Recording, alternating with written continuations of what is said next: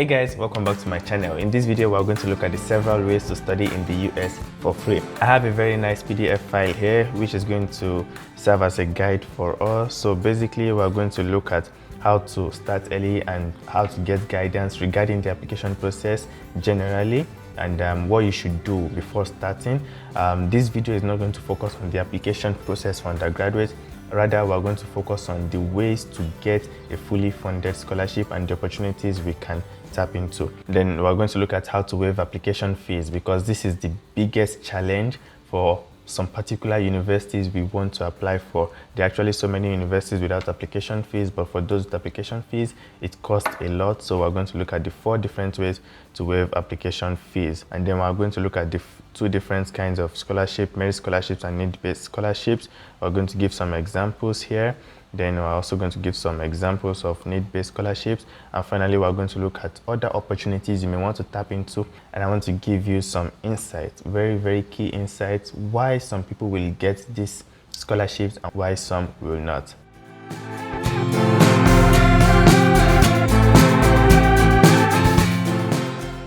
Now, this video is made for those who are planning to apply next year, fall 2024. Yes, that is because the US application process requires a lot of time to research universities, take some standardized tests or English proficiency tests, write your essays, get recommendation letters, fill in the common app, and even apply to these universities. So this is not something you can do within 1 or 2 months. That is why this video is for those planning to apply next year, so that you can start your application right now. However, that doesn't mean you cannot apply this year at all. If you have your documents ready and you have been working on it for quite a while now, some of the information in this video will still benefit you to get a fully funded scholarship to study in the US for free. This video was sponsored by Amber Students. More about them in the video as we go on. Okay, now let's quickly start with planning and guidance. So, this stuff requires a lot of time. So what you need to do is to research and make timelines. You need to plan that, okay, this is the deadline to apply to this university. So by a month before, I should be done with everything and get my documents ready. You need to have that timetable you are going to follow. So this will actually take some time, and that's why it's important to start early. Actually, you should start planning for your study abroad from your 9th grade. That is like GSS3 equivalent in Nigeria, or SS1, so that you know your level and you know universities that you're going to get into. Now, for resources that can help you with your application process, your essays, and other tips regarding universities and all, these are guys that can really help you. So for example, Crazy Medusa on a recently uploaded video uploaded this timeline, which I find very, very interesting. Fall 2024 Undergraduate Application Guidebook for International Students. If you want to take your standardized test, you should do that between June and August. If you want to prepare documents, do it between August and September. If you want to write essays, do it between July and September. She actually breaks the steps down so that you can start quickly. And here you can find College Essay Guy, the one who explains how to write the best college essays. If you use these tips, you wouldn't go wrong in writing essays. And finally, we have Yash Mitra. He also has great resources right here. All right, the next thing we want to do is to make connections. When you're applying to US universities, I suggest that you have somebody who you are applying with, a buddy, a friend, a classmate, so that you guys can do things together. When I was applying, sometimes my friend would tell me, hey Baozar, have you seen this school? They have this scholarship opportunity. This is where you need to apply. They don't have my program. They have your program. Maybe you may want to apply. Friends will make it way easier for you. Now, I probably wouldn't have found that school while I'm researching at all, or if I will find it, it will probably be 2-3 weeks or months later. But when somebody tells you, it's always faster. Now, the best way to get friends is to use Facebook or Telegram, or you can attend university fairs, and that place you'd find others who are interested in studying abroad, and maybe you guys can connect and share stuff with each other. All right, since this is clear, we can now go on to talk about this important link, which you can use to find scholarship opportunities in the US. Not all of them are fully funded scholarship opportunities, but I found that there is no other detailed link like this for undergraduate, masters, and PhD all in one place. So I think it is important to share this. And if you want to apply this year and you're still looking for opportunities that are open, maybe you can check this. If you want to apply this fall so that you can go next year, then this is also something you should work with. So you can filter right here, choose bachelor's, you choose the state you want to get into, and then you choose your country somewhere here so that you can find specific scholarships for yourself. I just wanted to mention this very quickly because it's a very good website. All right, so now we can continue. So there are some universities that do not require application fees, and there are some that do require application fees. If you want to waive application fees, there are 4 different ways to waive application fees. Number 1 is that you use the common app, which most of you will be using to apply to different universities. Now, let me explain how this works. Basically, on the common app, you get to a part where you will be asked if you require a fee waiver or not. Let me show you what it looks like here. They ask you a question. Now, remember, colleges want to make sure that application fees do not pose a barrier for any students.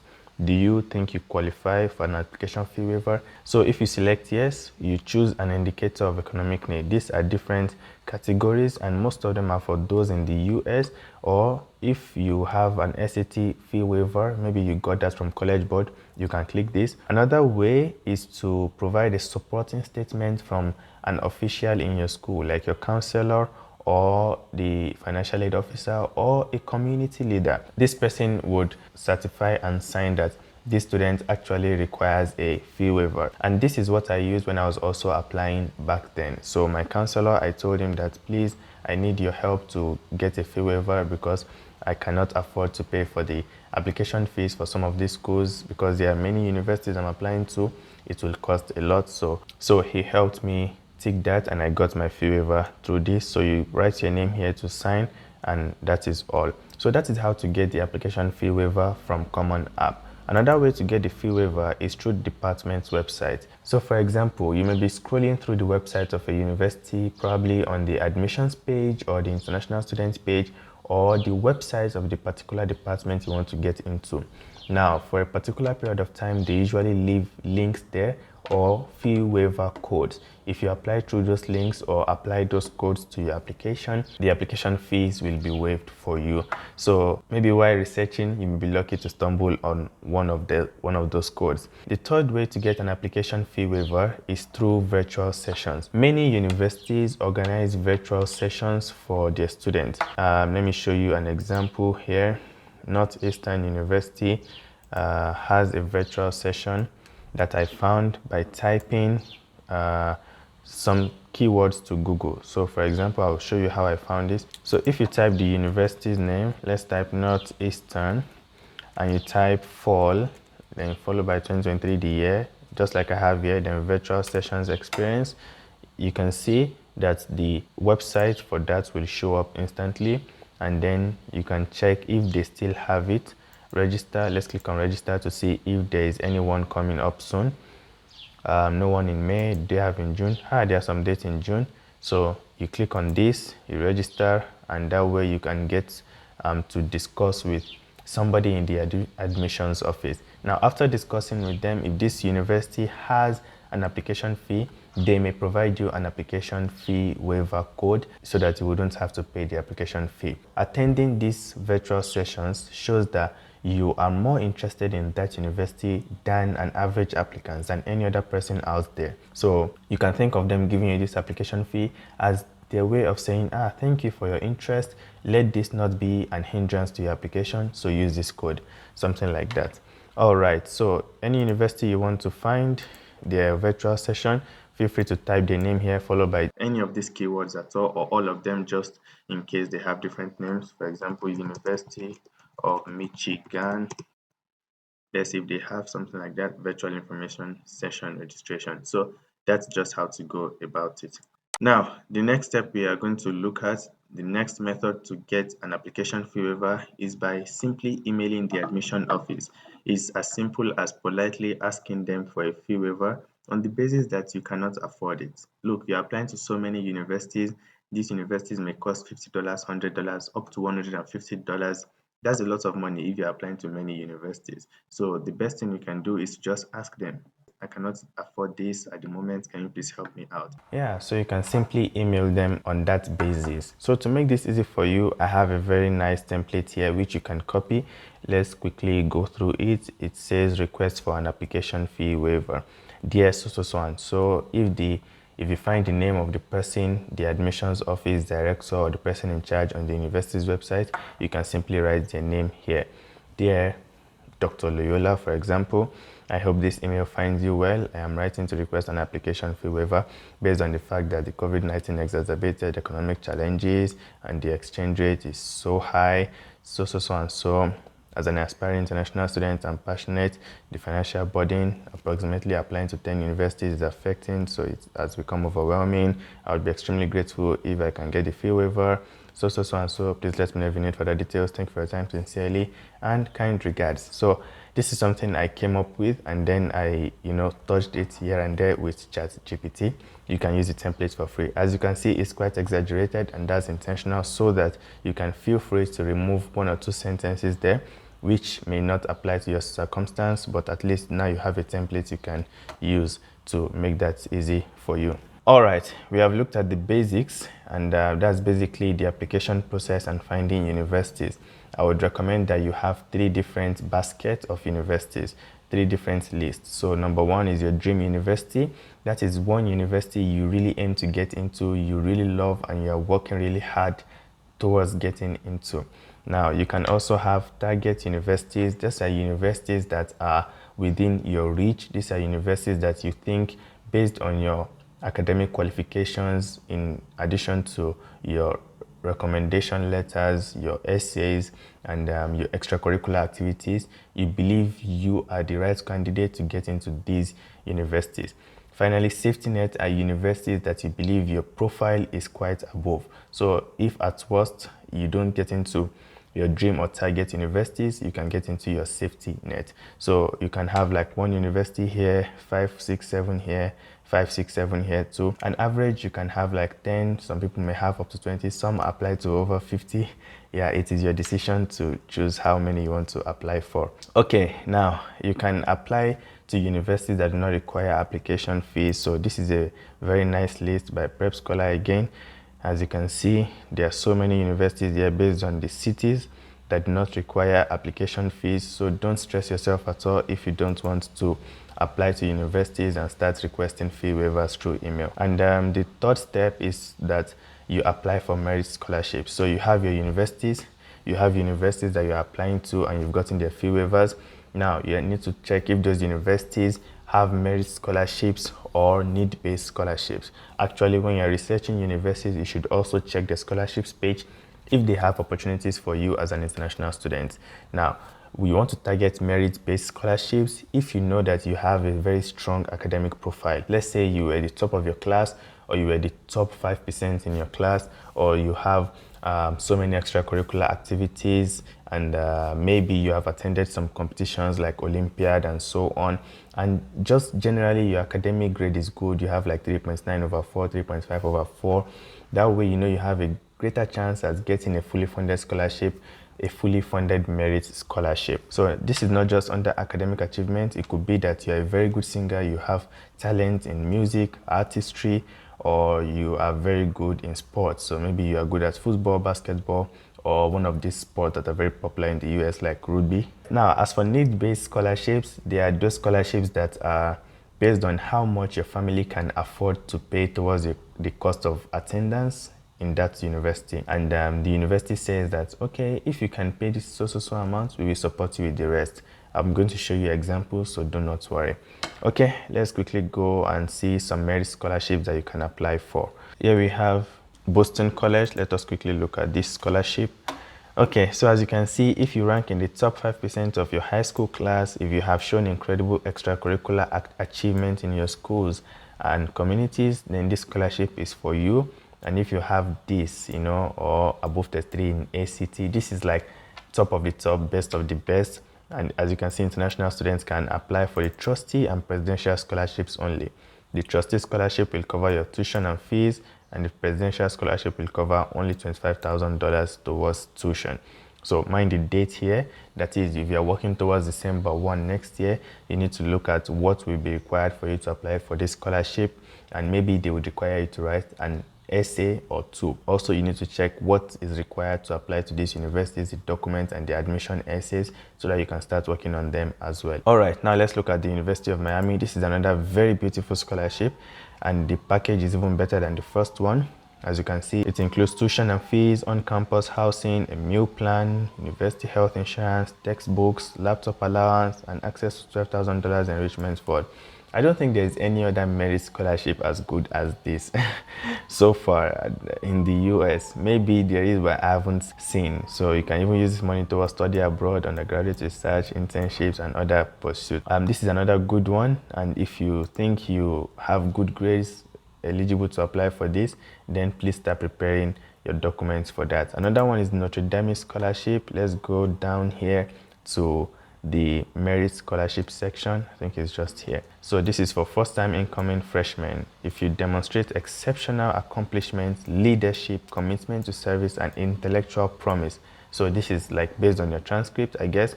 This is based on your extracurricular activities. So you need to prove that. I'm sure they'll be requiring you to write an essay to prove that you satisfy all these criteria.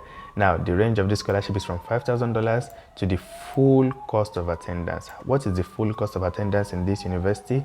Let's quickly look at this. So this is the average cost of attendance in this university. Tuition and fees, $61,800. Room and meals, $17,200. As you can see, this is like the biggest part of how much you'll be paying towards school. This is like 90% of this. So if you can get this out of the way, you're almost done. No separate application is required for consideration, but the university may request additional information through resume or phone interview or essay prior to selection. So once you submit your application for admission, I believe they would consider you for this merit scholarship. That's one thing about merit scholarships. Once you apply to the university, you are automatically considered for merit scholarships unless stated otherwise. So right here, they've stated that if they probably want to contact you for more information, they may request that, and they may ask you to write essays or join them for a phone interview. So as you can see, this is not something you can do within 1 or 2 months. It's something you have to gradually start preparing for, and most importantly, attend one of the sessions, connect with the students from this university. You can try to find them through LinkedIn or Google, or connect with a lecturer or professor who is probably in your department and speak to them to see how much you like the school, how well it fits your profile, and if you would actually have a good time here. And then you start working towards that, so that by the time they call you next year for the interview, you'd have so many things to say about the school already. That is why some people actually get these scholarships and some do not. It's the US application process and scholarships process is not actually given to those who are just extremely smart and all. Like, it's way beyond that, because they're looking at you as a person entirely. Every university will state that we are trying to attract students who have so qualities. They may mention leadership, some of them may mention community activities, some of them may mention academic activities that set students apart from students. So it is based on that they actually choose their students. And for you to know if truly you connect well with this school, and if you would have a good chance of getting into this university, you would most likely want to compare yourself to somebody who has gotten accepted. What did that person do to get into that university, and how close or how much does the profile match with that person's profile?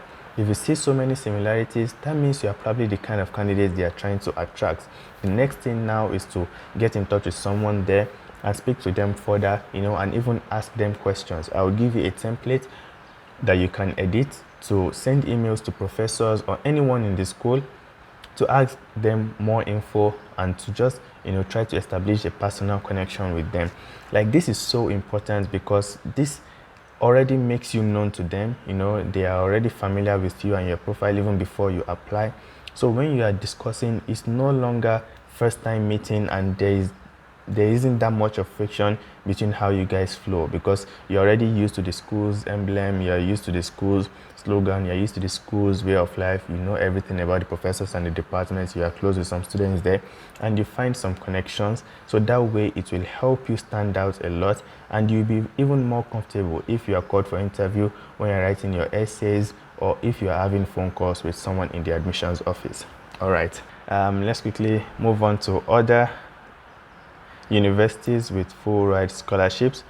As you can see here again on Prep Scholar, there are universities, over 79 universities listed here with full ride scholarships, and on some of them it is stated that you can apply as an international student. So I'm going to do Ctrl F here to type international, to see how many other universities are open to international students for application. So this is 1, this is 2, this is 3, this is 4, this is 5, is this? No, this is 6, this is 7. I think that is all. So 7 different scholarships here explicitly stated that international students can apply, but there are others as well which you may have to check because this list is not actually updated. So the thing about merit scholarships is that there are very few open to international students. Most of them are open to those already in the US. Even though they are not US citizens, it's open to those that are permanent residents in the US or in a particular state. And that is why it is quite narrow to get merit-based scholarships, but nevertheless there are still so many options available. At least we've seen 10 different ones now. There are other universities that don't even explicitly state that we are going to offer merit-based scholarship to international students, but when you apply, you're automatically considered, and when they are giving you your admission letter, if you get accepted, they state that, oh, we have provided you so percentage, maybe 75% scholarship to reduce your tuition fees. The option you will find in most schools, so many schools, are need-based scholarships. Need-based scholarships are based on how much you can afford towards the cost of attendance, how much your family can afford. So let's click on Tufts University, for example. So Tufts say we meet 100% of need as determined by our analysis of family financial resources. So what happens is that you apply to this university and then you also submit a form called the CSS profile. This is a form to tell them how much your family makes, how many dependents are in your family, how much each of them requires towards their cost of education, how much your family pays in tax. They are trying to estimate how much your parents make and how much they can contribute towards the cost of attendance. So let us look at that school earlier on. For example, in this university, that the cost of attendance is about $85,500. Let's say after you submit the CSS profile and they calculate how much your family can afford, they sum it up to, let's say, $5,000 based on your family's capability. So the remaining $80,500 will be covered by Tufts University. That is what they're trying to say by we meet 100% of need. They have a clause here for all admitted undergraduates who complete an aid application by their respective deadline. So please, you must always make sure you apply for this CSS profile before the deadline for the university. And that also that is another application on its own, which requires a lot of time. Now, there's this video by Crazy Medusa which explains in detail how to apply for the CSS profile. I haven't found any video better than that, so I recommend that you watch it. All right, let us look at another example, one at Colgate University. Colgate University also has a commitment, has stated that it is free for international applicants to apply to Colgate, no application fee. This is one school, and Colgate meets 100% of every international student's demonstrated financial need. Look at the word demonstrated. So that means you have to show that this is what I can afford, or if somebody is sponsoring you, you also fill that in the application form that this is the person that wants to sponsor me for my education and this is how much they can afford. So based on that, please support me financially. That is the meaning of financial aid. So there are so many universities like this, and actually this blog post summarizes these universities under 3 categories. The first one is the best of the best. That is those universities that will meet your need 100% without making you take loans, regardless of your income level. Now, another one is second best. 100% of need is met, but you have to take some loans, and they also listed schools that are in these categories. The third category is 100% of need with loans. These are universities that would grant you 100% need, but you still have to take some loans. They grant you 100% needs, 100% of your need, but you still have to pay back a particular percentage after graduation. Look at the second category. Let us look at Duke University, for example. Aid is loan free if your parents earn less than $40,000. So if the amount your parents is earning in a year is less than $40,000, then your family will not be expected to make any financial contribution. So these universities have these clauses. If you are any below a particular amount, you would be exempted from loan. So if you add let's say this is like 5, 10, 15, about 16 or 17 universities, and here we have like 5, 10, 15, 20, like 23, 24 universities here. So when you add all that together, so we have about 40 universities you can tap into based on your financial level. So you can apply to all of this here. They're actually top universities, as you can see, because prestigious universities have more funds and can provide more money in financial aid compared to other universities that rank lesser. But nevertheless, if you say that your family financial income is lesser than this amount per year, then you have a greater chance of getting into these universities and getting a fully funded financial aid. Now, there are other scholarship resources you may want to consider to study in the US, and one of them is full tuition. This actually matters, especially when the tuition fees are like 90 to 95% of the entire cost of attendance. So there are cities in the US where it is very, very cheap to get accommodation, and maybe when you start working, because it is possible to work in the university and make some money, you can make up to $1,000 or $2,000 per month, and from there you can pay your rent or transportation fees and all these things. I understand that there are some who are just looking for full tuition opportunities, and that could be their gateway to studying in the US based on whatever they have in store for them. And in most cases, the problem now comes with accommodation, getting a good place, and that's where Amber Students comes in. Before moving to a new country or city, you want to be sure of where you're going to stay. You want to know what the environment is like. You want to know who you will be staying with. And these are things you can easily get done with Amber Students. So from the properties available on the website, you can see which rooms are available and how many people can stay in there, and the kind of facilities available for international students to meet and hang out. So that is a way to be sure of where you're going, where you'll be staying, and have a feel before going. So Amber Students is a one-stop booking platform for university students. If you want to find a university accommodation close to your university or in a particular city, or you want a particular room for your own specific situation and needs, you can discuss with Amber Students one-on-one, and they will find you a place. So that is one of the best features I really like with them. All you need to do is go to their website and then get in touch with them one-on-one.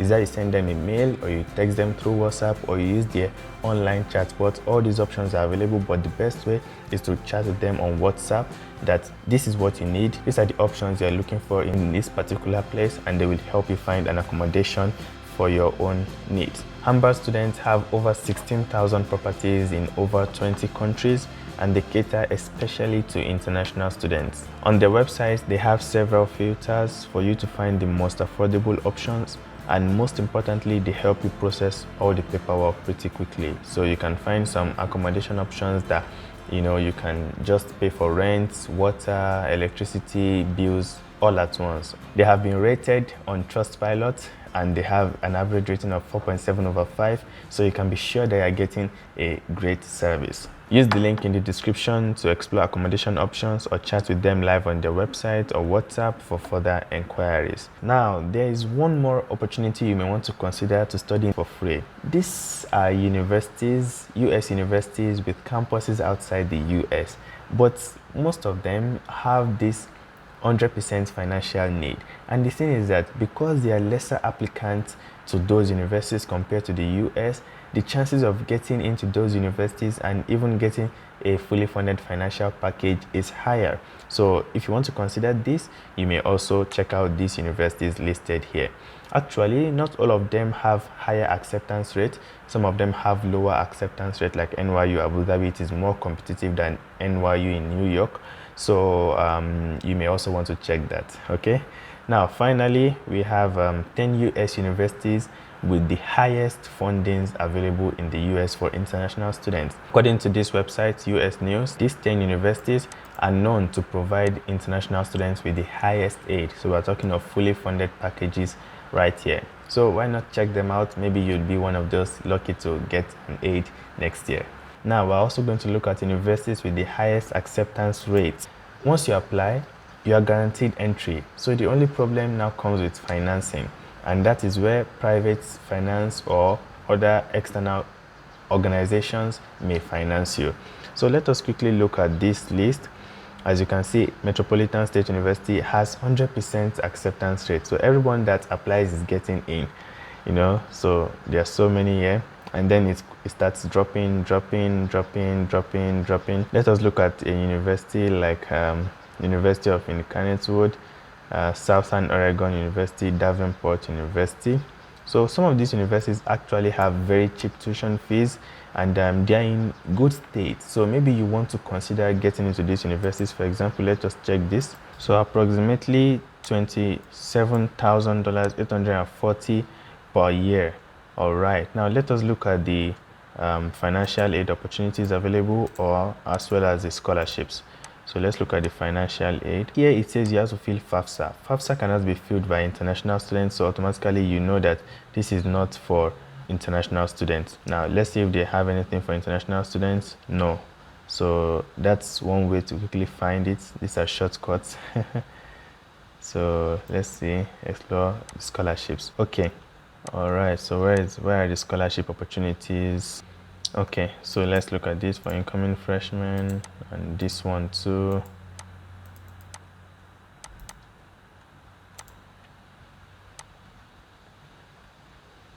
Helps pay for the tuition and routine fees.